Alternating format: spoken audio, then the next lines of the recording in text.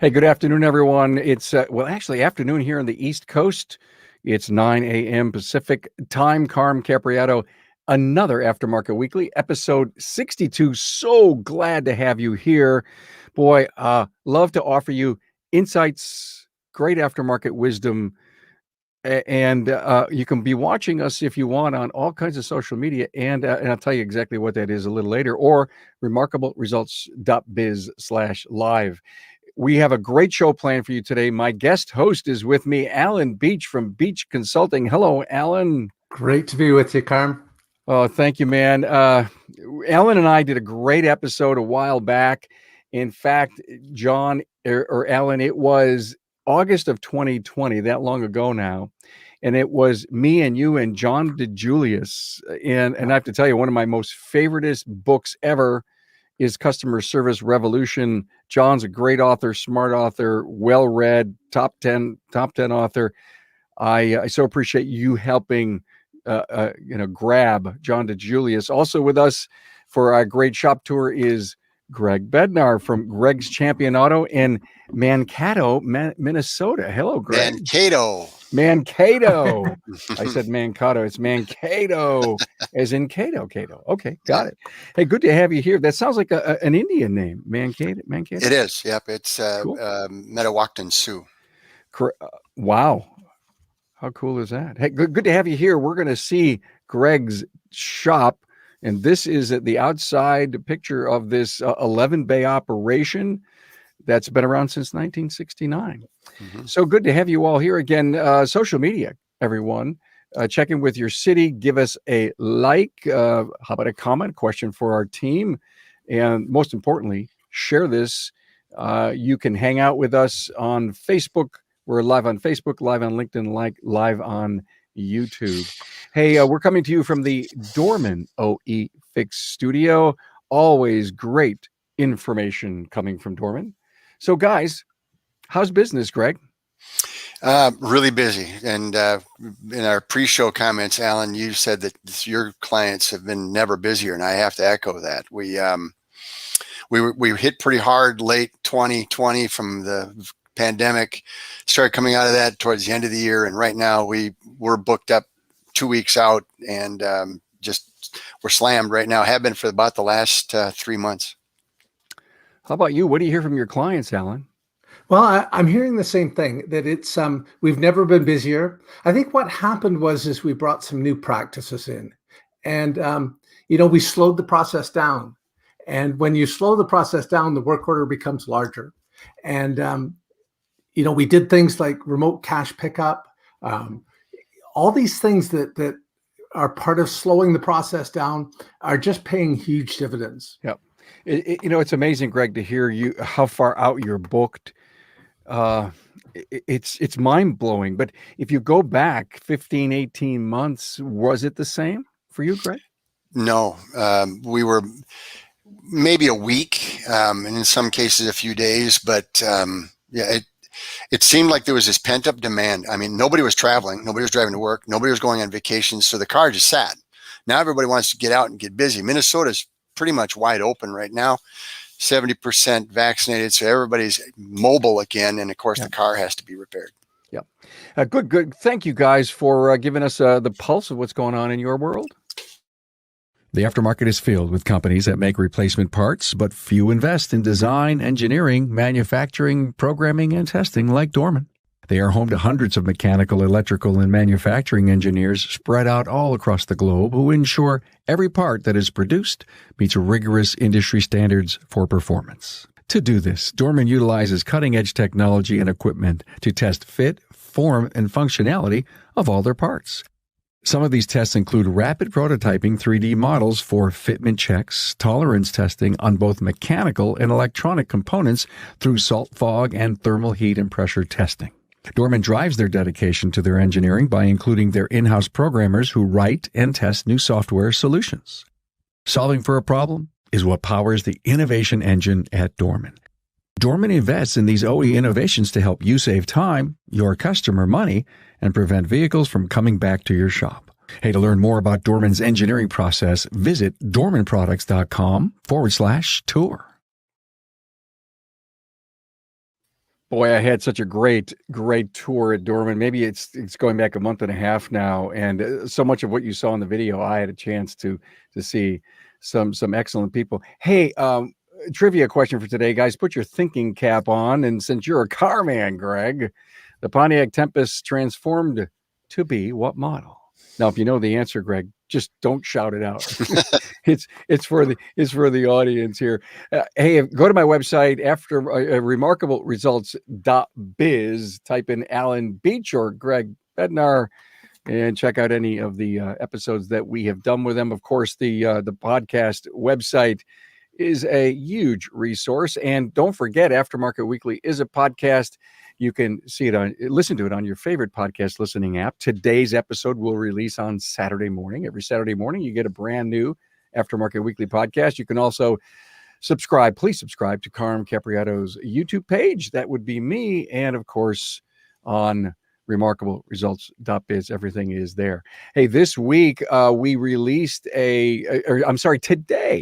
Today, Barry Barrett went out, Entrepreneurial Operating System Part 6. It's all about process, smart episode, short episode, to the point. It's Part 6. It has been a phenomenal series with me and Barry. I thank Barry so much. So, Alan, let's get into the juice here. I know that you are passionate about talking about a new KPI that you're concentrating on. Yeah, I want to talk about DVIs for just a moment. I love DVIs, and it transforms so many shops. And we've had DVIs for probably 8 to 10 years. And I know that when I put it into my shop, when I was a shop owner, I saw about a 25% increase in average RO, which was huge. And I think it's time to take the next step. And one thing we've been watching lately is we've always watched how many DVIs get sent. So you compare it to the number of repair orders to the number of DVIs sent. That's huge. Yeah. But the bigger thing about it is, how about if those DVIs aren't opened? Then it's a waste of time. The technician's done the great inspection. He's taken all the photos. We've got everything proper. It's been edited. But how about if the client doesn't open the DVI? Then it's a waste of time. Yeah. It's completely wasted all this time. And what I'm finding is, in my best shops that I coach, the open rate is as low as 25%, and at the best, about 40%. And I think it's time to start intervening to make sure that the clients are opening the DVI. Okay, let me stop you for a moment. Frustration in all of us that communicate with people through email. You're right. People aren't paying attention to email. It's really a shame, because it really did drive our world, right? It drove our world for so long, and now it's text, and we have to figure out how to break through via a text, because the texts have 90% type open rate. Can't we send our DVI, Alan, through text? So that's the issue. Okay, so all my clients are sending them via text. But when they appear on the screen, sometimes clients don't know what it is. So we have to prep the client at the time when the client is in front of us, and show them what it's going to look like on their device. Take a device and say, this is what it's going to look like when it appears on your device. And know that that's from me. And you can open it, and you can open it safely.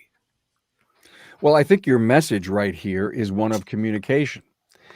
Absolutely. If we are, and Greg, chime in anytime. If we're just, thanks, we'll send you some information shortly, but we don't say, listen, it's going to be in the form of an email. Please watch your email. It's going to be in the form of a text. Please watch your text. This is what it's going to look like. We are communicating. We're communicating, but we're not getting through. Right.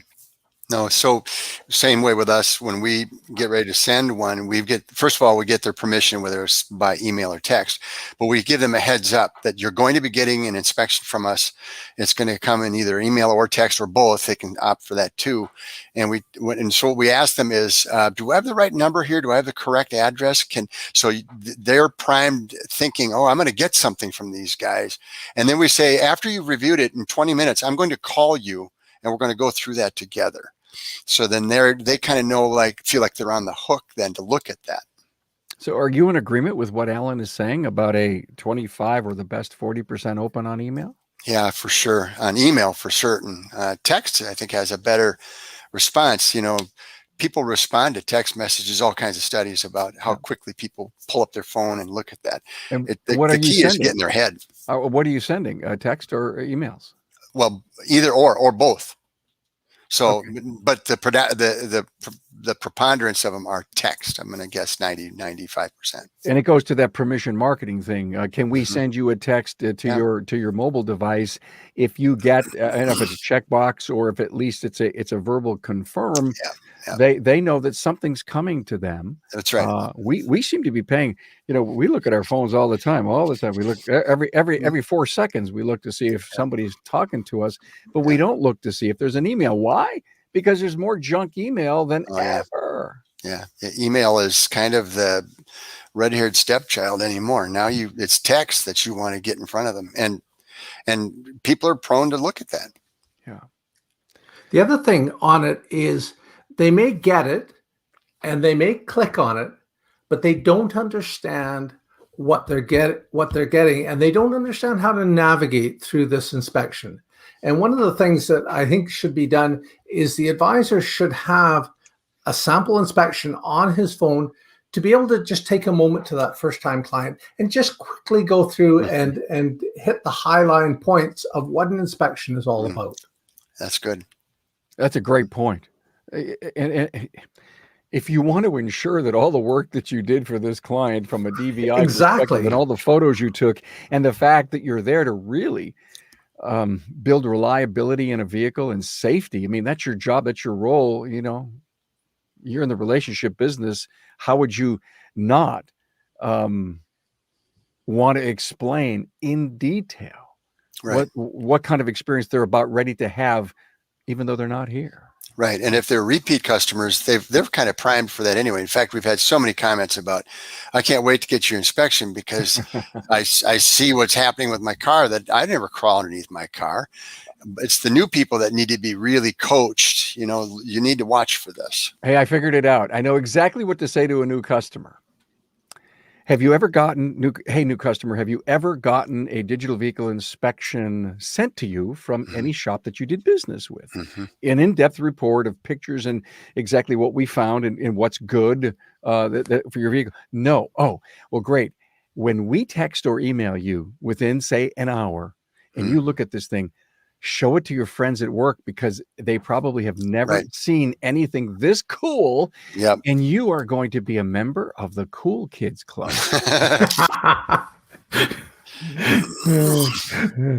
That's the ticket right there. I love it. Oh, thank you so much for bringing this to us, Alan. And I know there's KPIs of how many photos we, to take, and if not, but good stuff. Thank you all so much for that. Let me see. What is next? Let's move on to, I know what we're doing next. We're telling you all about this Friday's Town Hall Academy. I'm privy to what's going to be talked about with this group. John Gustafson wants to sell his business. It is a 50-year-old business, and he has no living heirs. And Hunt Demarest is an accountant, and Bob Ward is a specialist in succession. And we are going to have one hell of a discussion, and it may be multi-part. But I just want you to please come and tune in for that.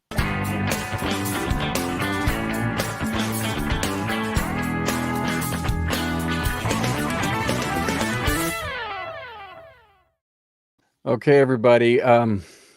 If you didn't listen to this last Friday with Rob Choicer on Ask What Are Your Car Pains? In fact, your car pains, he trademarked that. And it is so cool. And it is a great episode to listen to truly help your customer understand what they need to do to create longevity in their vehicle. And car pains. We all have them.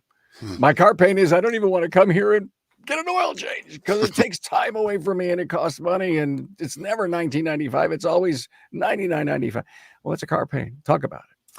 We also had a great episode, Play the Long Game, the last Town Hall Academy. This episode came out last Thursday. It's great. I mean, it's about thinking of the future, the strategy that you have to have in growing a great business. And last week's Aftermarket Weekly came out this past Saturday with Chris Cotton and shop tour from Tiffany Sharada. That was really cool. So I think it may be time to go and take a look at Greg's place.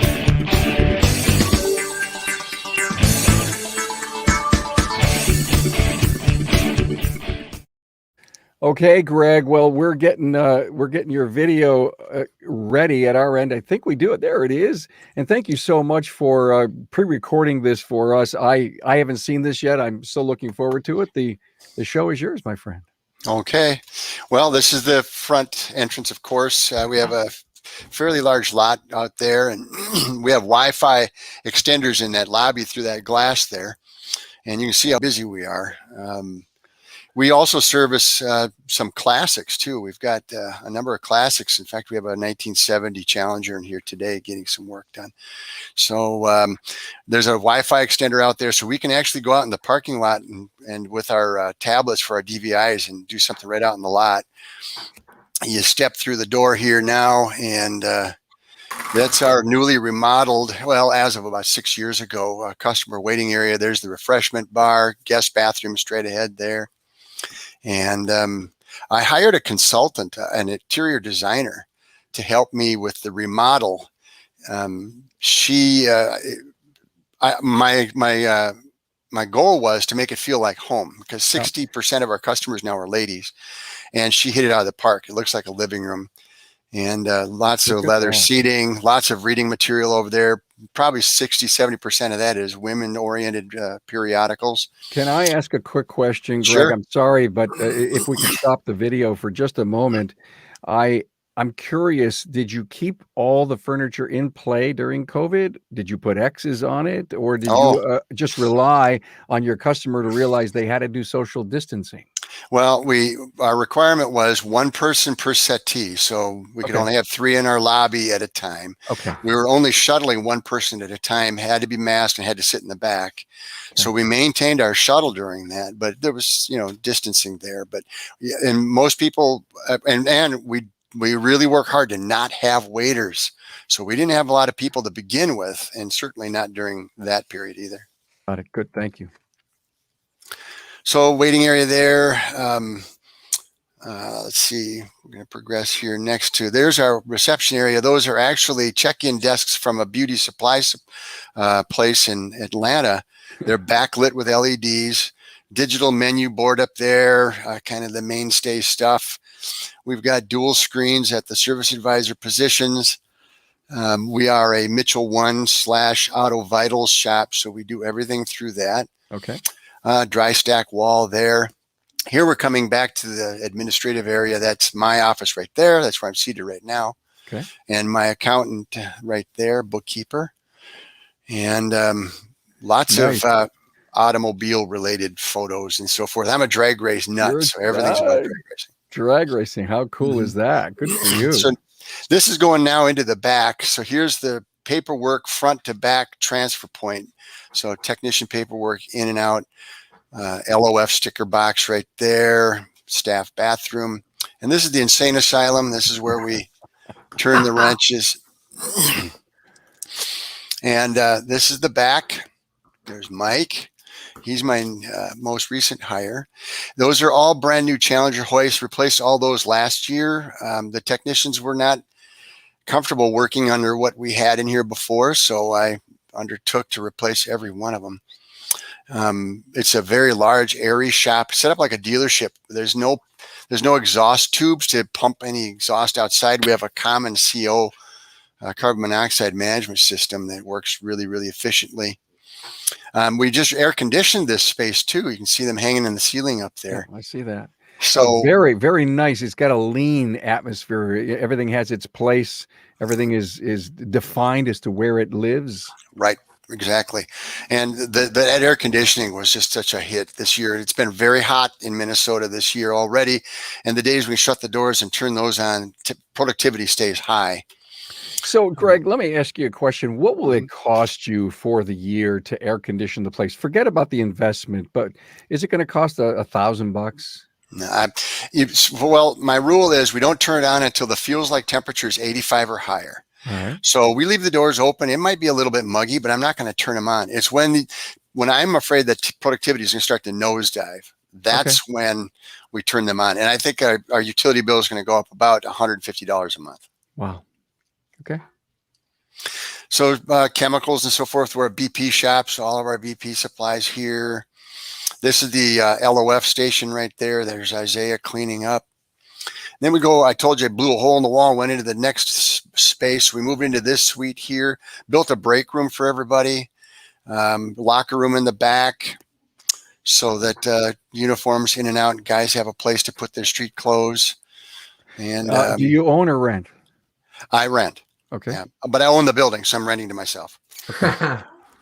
This was staff bathroom. We walked through there. This is the next. There's one of my shop hands, Bob. We do tires. I don't sell tires anymore, but we do tire repair and for our customers. You don't do tires anymore. No, I couldn't compete with the box stores anymore. So All right. Okay. we just do it as a, as a repair, patch and bead leaks and so forth. There's that 70 Chally.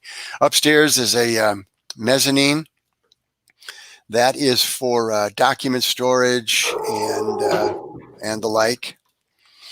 And I think we're going to go up there just to see what that looks like. My dad and my brother built this for me when we remodeled. Their contractors and did a bang up job for us. So there's all of our past documentation neatly organized. We keep our seasonal stuff up here too, Christmas and Halloween and whatnot. Mm-hmm. We keep all that up here. I pointed out the Christmas tree standing there under the bag. I see that. Excellent. Extra uniforms for the front. We have a brand that I worked very hard to build. So this logo that you see here up front has a different look for the service advisors than the technicians. And that's part of that. Why does it have a different look? I just wanted to make a distinction between the technicians and the service advisors. Okay. Is it in color? The colors are different? Yeah. So the service advisors wear this khaki and black slacks, and the technicians wear black and red uniforms. I pointed out our new air compressor box back there. We enclosed it and filled it with rock wool. And then I pumped cool air into it from outside, and it's silent. Guys love that. That's what I have in my studio, rock wool. Yeah, it's very quiet. Yeah. And back to the front. 11 bays. Yeah, that's one on the floor, and then I think we have 9 with hoist. So, and the beauty of Greg, and I had found this out during our pre-discussion, was he wasn't a technician, and I love stories like that. He was, of course, a drag racer, so you knew what it was all about. But you bought this place from a parts store and turned it into a service shop. Mm-hmm. Yeah, it was a hybrid parts store. It had 3 bays where they did some repair work in that. And then when it was bought out, and when the parts side was bought out, the people who purchased it didn't do repair. And so the owner at the time moved and continued to build on that repair business. And that's where I picked it up. Cool. Oh. Wow. Wonderful stuff. Thank you. Alan, any questions or comments? So I apologize for a big dog barking in the background. It looks like you're in an industrial park. Is that there's residential across the street? Right, you're right. It's light industrial here. So there's a CIC and a building association of these small light industrial warehouse areas. So there's a Slumberland warehouse across from me, office space, that kind of setting. And you're right, across the street is residential, but this is kind of the business sector on this side. The other thing, can you tell me more about your carbon monoxide dealing system? So we have a CO monitor, a sniffer that sits so many feet off the floor, and it has to be calibrated once a year. And when the doors are shut, especially during winter months here, it gets so nasty. Cars just run. You just start up right where you are. But the sniffer detects the presence of carbon monoxide. And once it gets to a certain level, very low, very, very low, then it kicks on an exhaust system that sucks it off the floor and out the ceiling, out the roof, and opens a shuttered fresh air intake across the shop and brings in fresh air intake. So it circulates it through, and our CO stays very, very low. Was that there when you bought it? Mm-hmm. Cool. Yeah, it's now the space I grew into that you saw there, that's beyond the reach of that. So that does have your standard hose on the tailpipe out the door, set up with a exhaust blower to accelerate it outside. But that's the only spot for it. Excellent. Very good. Thank you so much for this. It was great. Greg Bednar, appreciate that. Let's finish up the show here with our trivia. The Pontiac Tempest transformed to be what model? You must know this one, right, Greg? I think I do, but I'm not going to say. All right. Next slide. It would be the Le Mans. That's a 69, by the way. The Pontiac Tempest went by this name for 9 years before taking on the new name Le Mans. Now, the Tempest line was changed to an intermediate-sized car on the new GMA platform in 64. The Le Mans was its own separate model like it was in 63. Really an interesting evolution of this vehicle. For 1964, a two-door hardtop was added. A new 215 cubic inch inline six was introduced, as well as a redesigned 326 V8. Now, shortly after the start of the 64 model year, the Le Mans became available with a new performance package designed as the GTO. And everyone knows the GTO stands for Gran Turismo Omologato. Yes, the GTO option included a 389 V8 full-size from the full-size Pontiac line. And those guys were the days. Those guys were the days. Tempest, Le Mans. Tempest, Le Mans. Next week, Russ Crosby is going to be with us from Russ's Wrench in Clinton, New Jersey. And Tom Palermo, Preferred Automotive Specialties, Philadelphia. It is a fleet specialist right inside the good old city of Philadelphia. That's going to be really great.